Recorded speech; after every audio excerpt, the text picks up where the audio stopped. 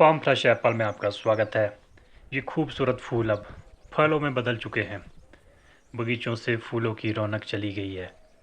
डालियों पर अब फल नज़र आ रहे हैं। ये समय है इनके सही पोषण का। अगर इनका पोषण इस समय सही तरीके से किया गया तो इनका जो भविष्य है वो इसी बात पर निर्भर करता है कि किस तरह का पोषण इन फलों को दिया जा रहा है। यदि ताज़े, रसीले और बड़े आकार के फल चाहिए तो ये स्टेज बहुत महत्वपूर्ण है। यहाँ पे बागवानों को कुछ ज़्यादा केयर करने की ज़रूरत है, ज़्यादा ध्यान देने की ज़रूरत है पौधों पे, तभी ये फल बड़े हो पाएंगे। क्योंकि पेटल फॉल आ गया है तो अब सेल डिवीज़न होना है, कोशिकाओं का विभाजन होना है। उसके लिए कुछ ज़रूरी न्यूट्रिएंट्स की ज़रूरत पड़ेगी पौधे को। और साथ ही अगर फलों की अच्छी गुणवत्ता चाहिए तो थिनिंग भी ज़रूरी है। क्योंकि अगर ज़्यादा फल है पौधों पर तो थिनिंग भी करनी होगी। यूँ तो पौधा फ्रूट सेटिंग के शुरुआती 2 सप्ताह में खुद ही फल गिराना शुरू कर देता है, जिसे जून ड्रॉप कहा जाता है।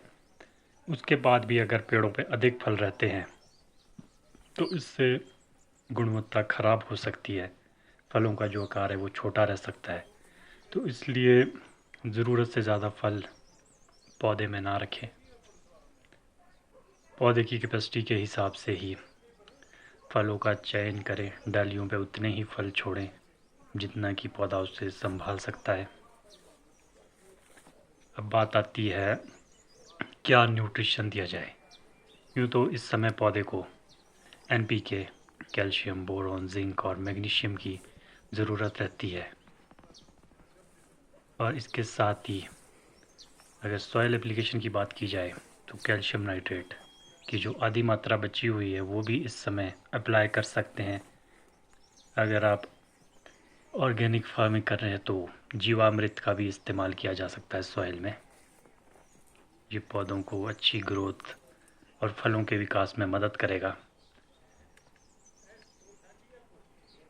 यूँ तो अलग अलग कार्य है इन तमाम तरह के जो न्यूट्रिशन हम पौधों को देते हैं, पर सबसे जो अहम भूमिका है वो इस समय कैल्शियम की है। क्योंकि सेल डिवीज़न होना है, कोशिकाओं का विभाजन होना है। जितना अधिक मात्रा में सेल डिवीज़न होगा फलों का आकार उतना ही बड़ा होगा। सेल डिवीज़न अगर सही से हुआ तो आने वाले समय में फ्रूट साइज़ बड़ी तेज़ी से बढ़ेगा। इसलिए कैल्शियम का जो रोल है, एक तो वो सेल वॉल को प्रोटेक्ट करेगा, सेल वॉल को स्ट्रॉन्ग बनाता है। दूसरा, फ्रूट की जो स्किन है उसमें लचीलापन आता है। इसके साथ ही फ्रूट की क्वालिटी और फ्रूट में चमक आती है। इसके लिए कैल्शियम बेहद ज़रूरी है। अगर हम कैल्शियम नाइट्रेट करते हैं तो कैल्शियम के बारे में तो आपको बता दिया है। नाइट्रोजन पौधे की ओवरऑल ग्रोथ, न्यू शूट की जो ग्रोथ है उसके लिए अच्छा माना जाता है। नाइट्रोजन सभी प्रकार की गतिविधियों को करने में सहायक है।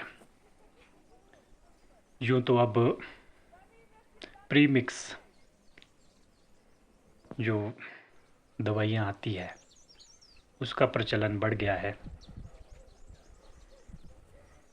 जैसे कहा जाता है कि सोने पे सुहागा, वैसे ही सुहागा यानी कि बोरॉन पौधों के लिए बेहद ज़रूरी है इस समय। बोरिक एसिड और बोरॉन का जो काम है वो अलग अलग है। बोरिक एसिड वो पॉलन ट्यूब को स्वस्थ बनाए रखने में हेल्प करता है, जबकि बोरॉन पेटल फॉल पे फ्रूट की क्वालिटी में सुधार करेगा।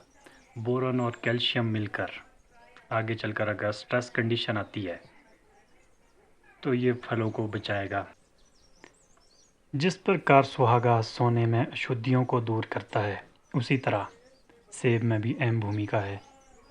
बोरॉन स्किन को फेयर करता है, स्किन में लचीलापन आता है, गुणवत्ता में सुधार देखने को मिलता है, बीज मजबूत होते हैं, फलों का विकास होता है। पौधे की अच्छी सेहत के लिए बोरॉन बेहद ज़रूरी है। पौधे में अगर बोरॉन की डेफिशिएंसी हो जाए तो पत्तियां छोटी रह जाती है, किनारों से पीलापन आना शुरू हो जाता है, फ्रूट छोटे रहते हैं। इसके साथ ही फ्रूट में धब्बे देखने को मिलते हैं।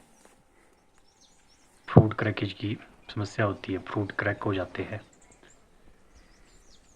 वो इसी वजह से होते हैं जब हमारे जो फल है उनकी स्किन अगर टाइट हो, उसमें लचीलापन ना हो, तो उससे फ्रूट फटने की समस्या आती है।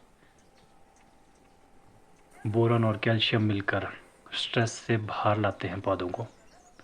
तो इसलिए एक एप्लीकेशन कैल्शियम नाइट्रेट और दूसरा एप्लीकेशन बोरॉन और कैल्शियम, या तो प्री मिक्स भी यूज़ कर सकते हैं या जो भी आपको सूटेबल लगता है एप्लीकेशन को किया जा सकता है। इसके साथ ही इस समय बगीचों में पाउडरी मिल्ड्यू नामक जो फंगस है वो भी सक्रिय हो जाता है। तो इसके लिए फंगीसाइड की अगर बात की जाए तो माइक्लोब्यूटानिल या ज़ेनिब प्लस हेक्साकोनाज़ोल, इस तरह के जो भी बागवानी विभाग द्वारा बागवानों को स्प्रे सारणी में दिया गया है उसके हिसाब से आप छिड़काव कर सकते हैं। जब पत्ते स्वस्थ रहेंगे, डिजीज़ फ्री रहेंगे, तो फ्रूट नेचुरली अच्छे बनेंगे। न्यूट्रिशन के साथ साथ फंगल डिजीज़ से भी पौधे को बचाना है। इस समय पे अगर बात की जाए तो पोटाश की भी अहम भूमिका रहती है। यूँ तो पोटाश सबसे ज़रूरी माना जाता है। सेब की बागवानी में लगभग 1400 ग्राम पोटाश एक ग्रोइंग सीज़न में एक पौधे को चाहिए होता है। ये अलग अलग समय पे अलग अलग तरह की गतिविधियों को करने में सहायक है। तो इस अकॉर्डिंग आप स्प्रे कर सकते हैं और आपके जो फ्रूट है उनकी क्वालिटी में सुधार किया जा सकता है। फ्रूट थिनिंग बहुत ज़रूरी है। समय समय पर फंगीसाइड का इस्तेमाल करें, फंगल डिजीज़ से बचाएं, मॉइस्चर को रिटेन करें, मल्चिंग करें बगीचों में। जीवामृत का इस्तेमाल भी कर सकते हैं क्योंकि जैसा इस साल भी क्लाइमेट है अभी तक, तो आगे चलकर ड्रॉट की समस्या आ सकती है। तो इसके लिए बागवानों को पहले से ही तैयार रहना होगा।